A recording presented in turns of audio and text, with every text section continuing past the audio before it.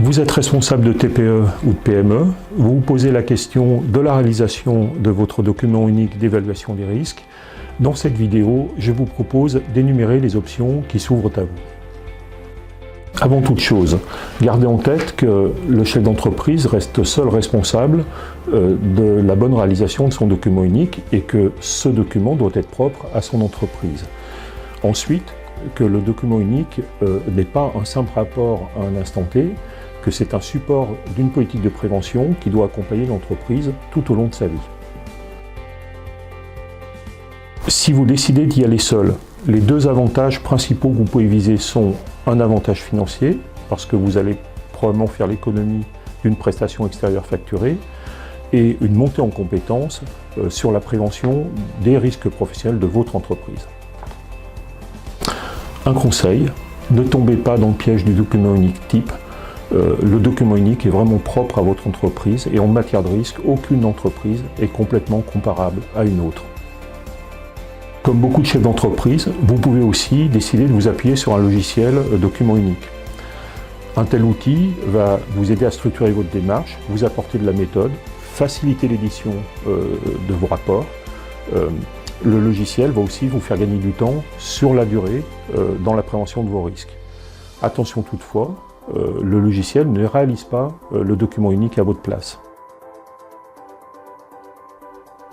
Si vous décidez de vous faire accompagner par un expert, les trois principaux avantages que vous pouvez viser sont un avantage conformité, parce que celui-ci aura à cœur de vous faire respecter la réglementation en vigueur, un avantage résultat, puisque si cet accompagnement s'inscrit dans la durée, vous pourrez mesurer avec lui les progrès réalisés, et un avantage transfert de connaissances, car si vous impliquez aux côtés de cet expert, vous allez automatiquement progresser dans la maîtrise de vos risques professionnels. Si vous estimez que vous n'avez pas une connaissance suffisante du sujet, une session de formation à la maîtrise des risques professionnels est un investissement minimal nécessaire. Se faire accompagner par un expert HSE est pertinent si vous disposez de peu de temps et de peu de maîtrise du sujet HSE, mais plus particulièrement si cette action s'accompagne d'une transmission du savoir. Parce que plus vous maîtriserez le sujet, plus vous serez à même de juger la pertinence des actions proposées. Comment choisir son consultant HSE? Bien, il n'y a pas de recette miracle. Renseignez-vous auprès d'autres chefs d'entreprise, vos organisations professionnelles. Vérifiez l'expérience, les compétences. Enfin, soyez prudent vis-à-vis des formules DU réalisées à distance. Il est difficile de concevoir une démarche de prévention sans que les sites et les lieux de travail aient été visités et audités.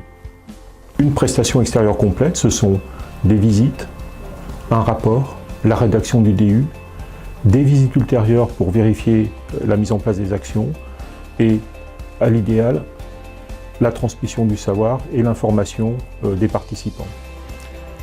Ce type de prestation peut difficilement s'envisager sur quelques heures. Certains cabinets proposent des solutions au forfait, vérifiez alors que celui-ci est adapté à la taille et à l'activité de votre entreprise.